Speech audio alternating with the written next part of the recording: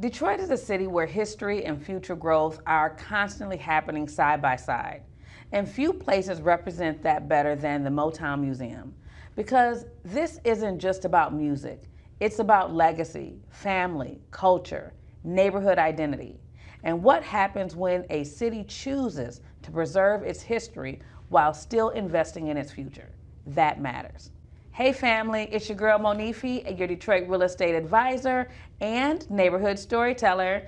And today's conversation is really special because we're talking about one of the most important cultural institutions, not just in Detroit, but in American music history. I am honored to be joined by Mr. Levi Stubbs, the vice chair of the Motown Museum and the son of Levi Stubbs of the legendary Four Tops. Now, what makes this conversation especially meaningful is that Levi's story is also deeply rooted in Detroit neighborhoods. He grew up in Bagley. His family later moved to Detroit Golf Club community, and he now resides in Palmer Woods. So today, we're talking about legacy, Detroit culture, neighborhood identity, and the future of the Motown Museum and how projects like this shape community, investment, and even real estate over time. Let's get into it. Hey Levi, welcome. Hello, Monife. Thank you so much for coming. I know how busy you are, so you're agreeing to be here is really important to me. Thank you so much. Thank you for having me. It's a pleasure to be here. Well, I'm glad. So we're going to get into a few questions, so just relax. All right. And I'm just going to ask a few questions about you, about Detroit, and about the museum. All right. Okay. Sounds great. Growing up as the son of Levi Stubbs of the Four Tops, what did Motown mean to your family, and even before you guys really figured out how much it meant to the rest of the world? That's a question I get asked an awful lot. Okay. And the way we were raised, that was just my dad's work guys. That was where my dad worked. He worked at Motown. Right. So it was no different than the postman who worked across the street, the auto executive across the street, or the Wayne State professor. Yeah. So I really didn't know or You didn't understand. recognize it as anything different. So then what was it like, or when did you realize what it really was? Wow. That's another funny question because that probably really wasn't until later in life. Okay. I started to realize, okay, not a lot of people call Smokey Robinson Uncle Smokey, or the Jacksons come by, or Berry Gordy comes by their house. That doesn't normally happen. So as I probably got late in my teens, my 20s, it was like, okay, maybe my dad does do something that's special. Okay, yeah, that's pretty cool. That's pretty cool. So now that you're part of Motown, how did it feel to be personally a part of continuing the legacy that your father helped to create and begin? So it's a phenomenal feeling. As you know, we are very good friends that I can't sing, so. Yes, I know. So being able to utilize my business sense and be a part of the Motown board and see what we're doing, not just for the city of Detroit, but for the world, because when you visit the Motown Museum, there's people from all over the world there. And so I feel like I'm continuing not only his legacy, but the legacy of my uncles as well. Yeah. I remember seeing a picture, and correct me if I'm wrong, but it was a picture of you and your dad, and you were sitting at a piano that I assumed was in Hitsville. I believe that picture was at a recording session. Okay, right. But it was at Hitsville. Yeah. So taking that in consideration, as you walk through Hitsville today, I'm sure that you still feel your presence and like the memories of being a child in there with your dad. I do. It's a holy ground. Just it brings up back a lot of memories, and they're good memories. And to see that there are people that grew up on Motown, or just you know, maybe their parents were playing it as they were children.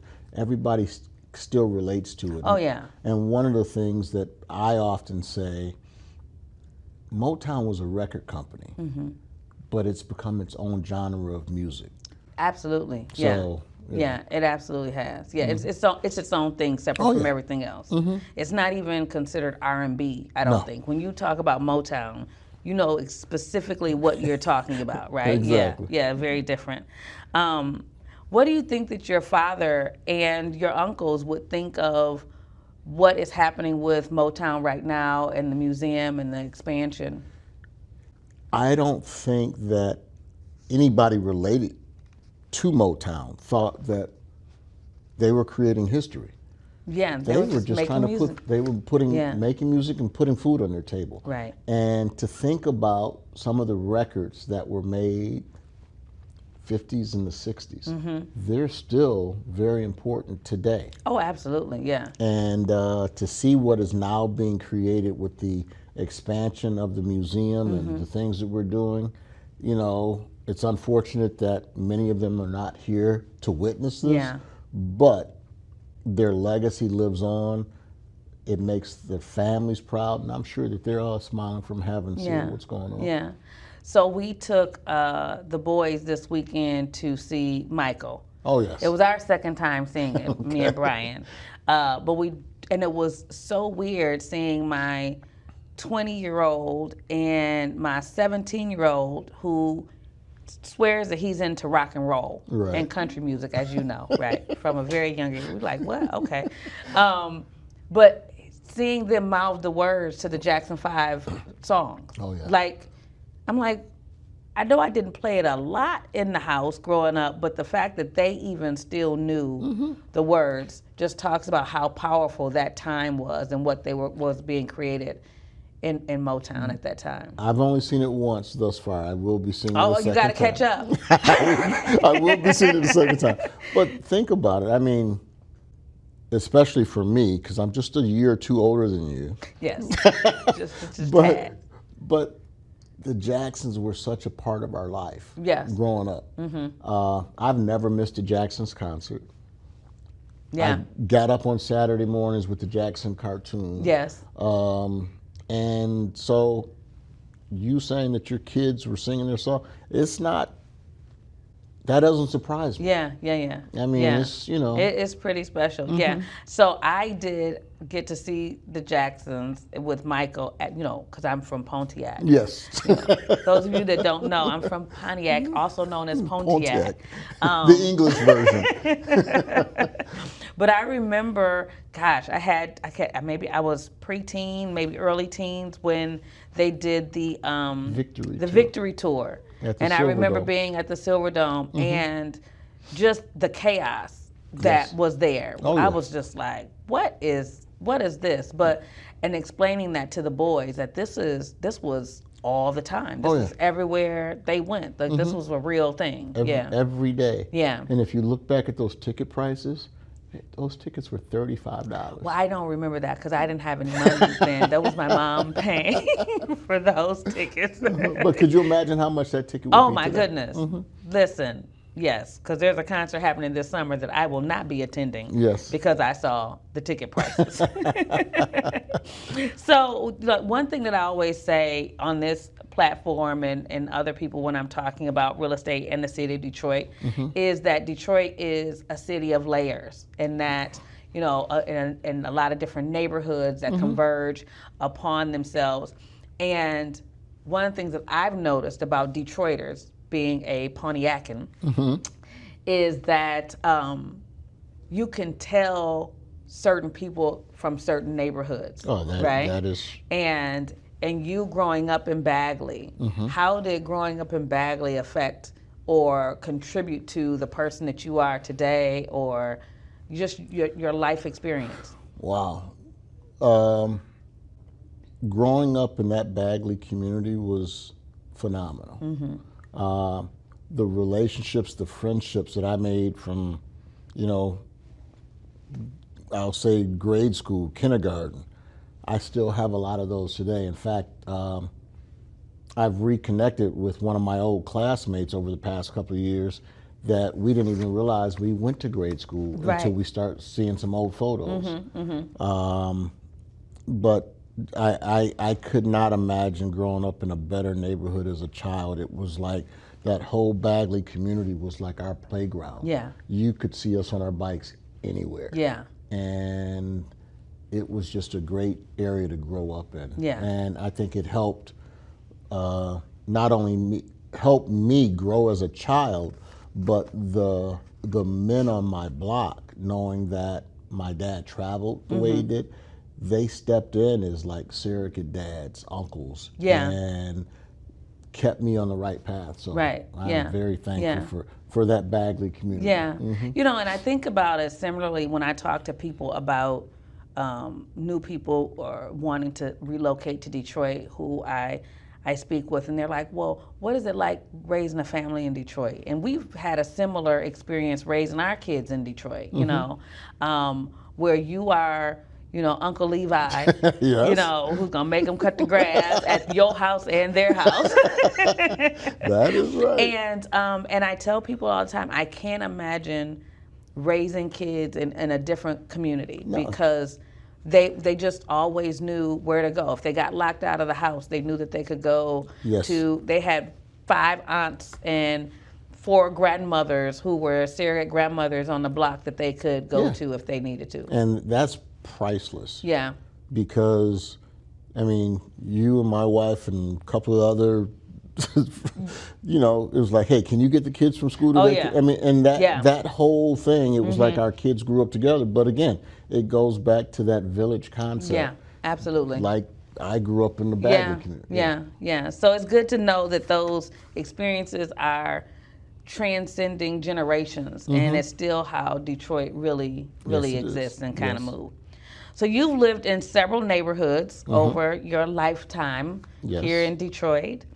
What would you say would be how the different neighborhoods that you lived in affected how you have grown and matured in your family? Wow. You know, growing up in the Bagley community, later moving as a young adult with my family to the golf club community was great. But then the first home that I purchased was actually in the Rosedale Grandmont area. Okay. And that was great. You know, just a different neighborhood from where I grew up in most of my life, and then having my own house away from there, but establishing a lot of those old relationships. Yeah, right. It's funny because one of my neighbors was one of my teachers at Bagley. Oh, wow, okay. Yeah, so. And now here you are, an adult with a mortgage and taxes and living down the street from your old teacher. Yeah, that's pretty cool. That's pretty cool, yeah. So you see them now in a different light. Different light. Yeah. Now let's talk about the next chapter of the Motown Museum. It's such a great representation of just how an institution can help to shape a community or a neighborhood, right? And so can you tell us a little bit about what is happening with the expansion of the museum?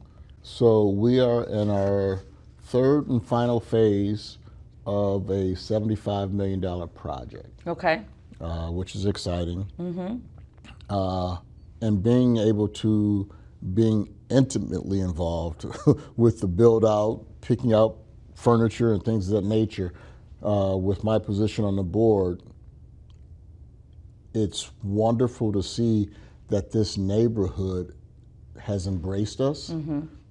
We try to be a good community partner. We have community meetings to make sure that we're not doing anything that's going to take away from this neighborhood, but it's going to build it up. And we still want those folks that have been there to be a part of what we're building. And to be proud of it. And to be proud absolutely. of it, right. We bought another building maybe 2 blocks from the main campus. Okay. And we had a break-in issue over there when we first got it, which was unfortunate, but I was over the rebuild of this building or the remodel, I should say. And once we put up signs saying that this was property of Motown, It was silence, Yeah, not anything. no other issues. So the respect level for Exactly. the institution and what it means, you could tell in the community. Yeah. That's cool. So for everybody that hasn't driven by there recently, because I work just down the street, it's a massive undertaking happening right now. Can you tell us, like, what's all the structure and everything that's going on there? Well, the beautiful thing is there's 3 projects going on. Yes, it's on West quite Grand busy, Boulevard. right. So, yeah, that's a little loud right now. It's Yeah, a during very the day. popular area. So you have just to the east of us, Henry Ford's building a Yes. major addition. Yes. I think it's 20 stories, if I'm not Oh yeah, mistaken. at least. Yeah. And that's going to be a phenomenal project. And then down the street from there, you just have us, Motown, building a 40,000 square foot addition. Right. Yeah. Outside promenade area, pavilion area, excuse me, revitalizing that little group of homes that we own.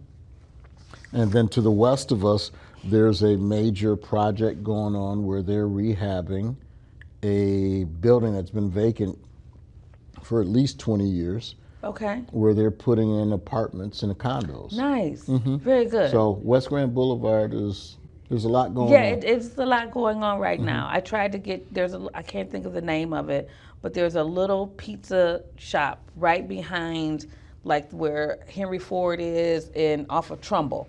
Oh yeah. And I tried to get there one day, Yeah. and I was like, okay, I might have to order buddies because I can't figure out how to get around here. A lot of Everything- construction. Yes, a lot of lot construction. of orange barrels. Yes. So as this project starts to come to fruition, what are you most excited for people to experience once the new campus is officially open? Wow. Just to see all the hard work that we had put in prior to people seeing the shovels go on the ground. We're going to have expanded museum space. We're going to have some interactive exhibits. You're going to have something that'll make me be able to sing? We had to value add those things out right now. But I will see if we can get those added back in. For me and you, we can start a group. Well, So I'm we the need- tambourine player. But, the gift shop, we're expanding that, and it's just going to be a great new experience for people. Yeah, yeah.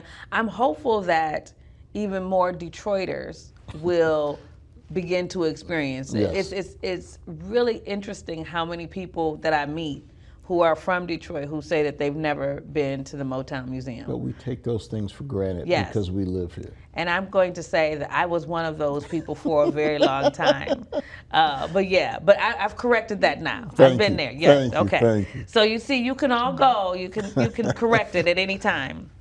How important was it to also, because the part of the expansion is Hitsville stays, right? Oh, correct. Right. Yeah. So how important was it in the design of this project to preserve the authenticity of Hitsville and the original building, and also move it into modernization into the future?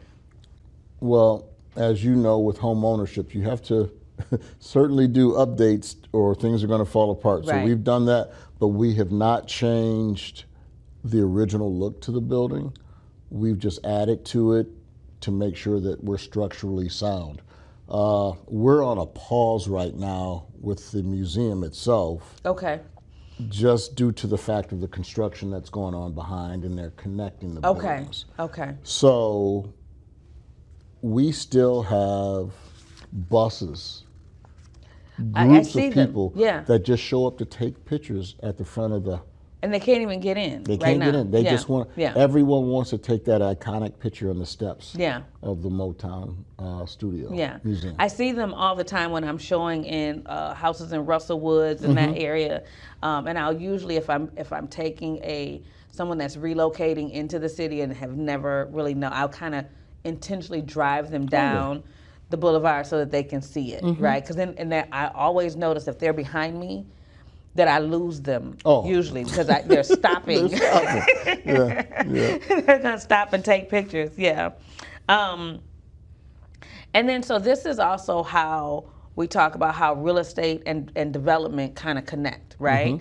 Because oftentimes when we think about development, we only think about the real estate or investment, but it's also about how a community and how things are connected culturally. Oh, for sure. So that being said, how do you foresee this expansion project, and maybe not even just Motown specifically, but everything that's going on that corridor right now? How do you see that affecting, in a positive way, the neighborhoods surrounding? I think people start to see the value of what we're doing and the investment that we're making in the neighborhood. And you have so many of those homeowners, business owners, that are doing upgrades to beautify their structures, their property. It's just amazing to see. One of the stories that we laugh about is the Kentucky Fried Chicken that's between Motown and Henry Ford. Do you know that's one of the most profitable? Is it real? Well, I could imagine. Kentucky Fried Chickens in their group. Oh, I could imagine though. And they've done upgrades based on everything. I've seen that. I've seen that. It's like if I am having a buyer that is buying in a neighborhood that is not quite where everyone would want it to be. Correct. I will usually advise them, if you just start your front yard, you'll be amazed at how the neighbors around you will then do their front yards, and it kind of is contagious. The property values have gone up significantly. Even just along those lines and continuing that conversation, we've seen how Michigan Central and the development of Michigan Central has drastically and dramatically affected Corktown. And we saw that building sit for decades. I do remember, I think we have a picture of me in that train station as a little girl. I think we were going to Toronto to see King Tut exhibits, had a little petticoats and stuff. I had to be maybe 4 or 5. I don't remember it at all, just from the picture. But that has to also happen around all of this development here. Yeah, I mean, the train station, if you look at the investment that Ford has made and what it has done to revitalize that Southwest Detroit area, now you have the old Southwest Hospital that's being demolished for the FCA Detroit soccer team. And so it just becomes contagious, as you say. The restaurants in the areas, you have the old staples that have been there, the Mexican food, and now they're reinvesting in their properties, and it's good to see these things going on. It is. So along those lines, what types of development or investments or businesses would you like to kind of see pop up along that corridor? I'd love to see the mom and pop shop come up. The non-chain restaurants. The walkable neighborhoods. Detroit is very unique in the way we are set up, and to see people being able to take advantage of these opportunities is very good. Yeah. I'd love to see more mom and pop. I was just having this discussion with my boys this weekend while they were paying attention to me for a little while, during dinner. But we were talking about the economy of America, and what made America so great in the past was that we had small businesses and owners, and you had the the hardware store owner, and you had the gas station owner, and you had the restaurant owners and the restaurateurs. And I remember back in our day, we actually went to record stores and bought records, and not just download them on the Spotify. But that's what made the economy so great, and that's what rose so many people up into middle class and upper middle class. And I understand the need for the big box stores. I understand the need for the Amazon because it's quick and it's convenient. Yes. But there's nothing like going to a smaller neighborhood hardware store and getting that individual attention. Absolutely. Oh, you know, the owner or somebody there, oh, you got one of these before, but you keep having the same issue. Maybe you need to try this. Yes, that's happened to my husband often at the Ace or the True Value right there. Which her husband can fix anything with a piece of bubble gum and the tinfoil. He can. Him and the hardware guy working out. I hate for him to go up there because he comes home with all kind of stuff and he's like, oh, we got to figure it out. Great. So how do you balance the growth of this investment but still, like we said, along those lines, still kind of keeping the authenticity of the neighborhood though? You know what? We're not trying to take anything from the neighborhood. We're trying to incorporate that, but also beautify it at the same time. Yeah. And again, like I said, we've invite those community leaders to the table to say, hey, this is what we're doing. Are you okay with this? Yeah. If not, let us pivot a little bit. Yeah. But they have bought And those in. conversations have been great. Very good. Good. In good. fact, it's funny because other large corporations haven't started to incorporate Good. a little bit of what we've brought to the table because they see how the community has bought into our building. Yeah. I know that recently happened with the 375 project where it was getting a lot of pushback before, and it was recently, I think the end of 2025, that they went to the community leaders and sat down, and now they're back on track to starting that project again. What if they have done that originally? Right.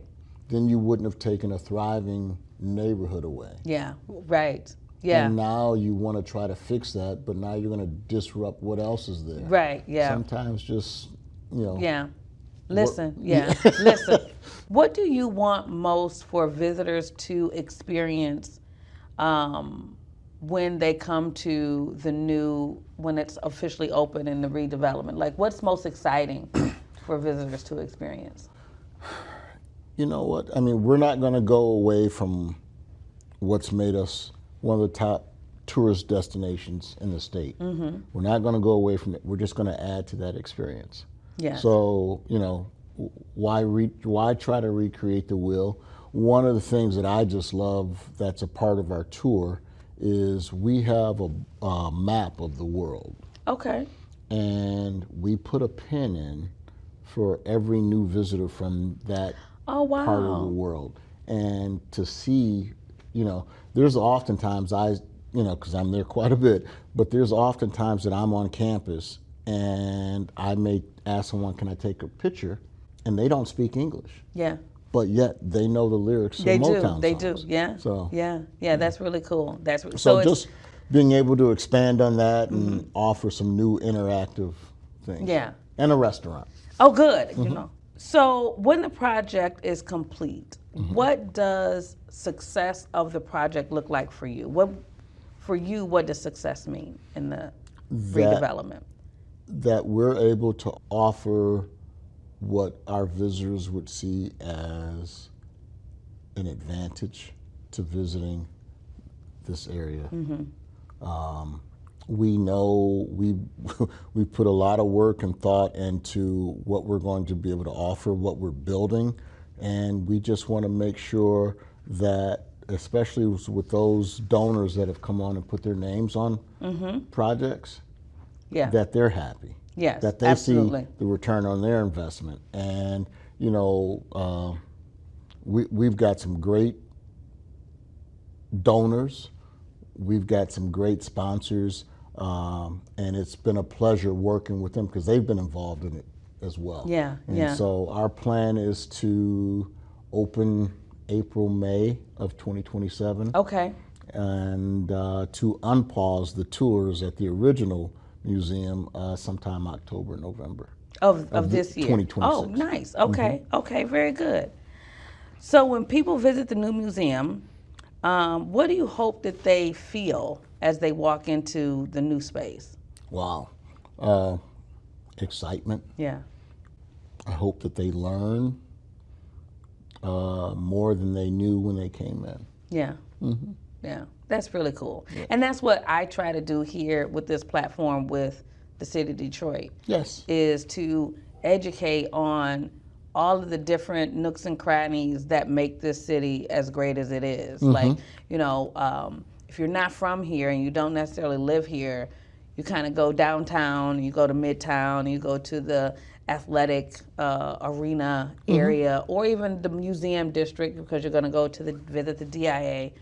But Detroit is so much more, and there's so much more that has led Detroit to being what it is right now. Yeah, and I think that just what you're doing here is sharing some of the history and some of the questions people may have of how this city was built. I mean, I watched one of your videos that told why our streets were built the way they were. Yeah, yeah. And how I don't know who decides to build them this way, but how the farms ran perpendicular to the lake, so all the farmers could take advantage of the water. I was like, wow, I didn't know that. And then they got a little history on Hamtramck and Highland Park, how they came about. So, it's good. I've had a good time doing this and learning more information. As my husband says, that I am the queen of unnecessary information, but I think that it's necessary. Well, thank you for that. Unnecessary information. So I really enjoyed this conversation and hearing about what's happening with the Motown Museum and the renovation and the expansion project. And as a realtor, it's my real job. I'm really excited to hear and to see how this expansion and everything that's going on the Grand Boulevard corridor, how it improves the neighborhoods and the real estate and the lives of the residents. You said earlier, you know, we want to always pay respect to those that have stayed and who have been a part of this legacy and this journey all along. So, thank you for that. Thank you. We're just trying to be good steward of the neighborhood and, you know, not take anything away, but just to add, like I said. And if you have any of those listeners, those viewers out there that want more information on the Motown Museum, go to www.motownmuseum.org and feel free to come visit. And so will there be like ticket sales when we get ready to open? They need to get ready for all of that. Is it going to be $1,200 like this concert that's coming up here this summer? Maybe $1,150. Okay. No, I'm just kidding. But no, I will tell you this. When we do open the 40,000 square foot addition, that grand opening is going to be about a 2-week celebration. Oh, very good. Very good. Nice. Yep, so giving many people the opportunity to come through and experience it. And we have already received some very big notes saying they want to be here. Okay. So there's going to be some Secret Service around. Oh, I'll say that. Okay, all right. I like well, I don't like Secret Service, but maybe I like Secret Service because who they come with, yes, right? It's who they come with. Yes. Well, that's exciting. That's really exciting. Well, thank you so much for this opportunity to sit down and talk to you and to share with my viewing public what is happening in the corridor and how you and your team are continuing the legacy of Motown for many, many more generations to come.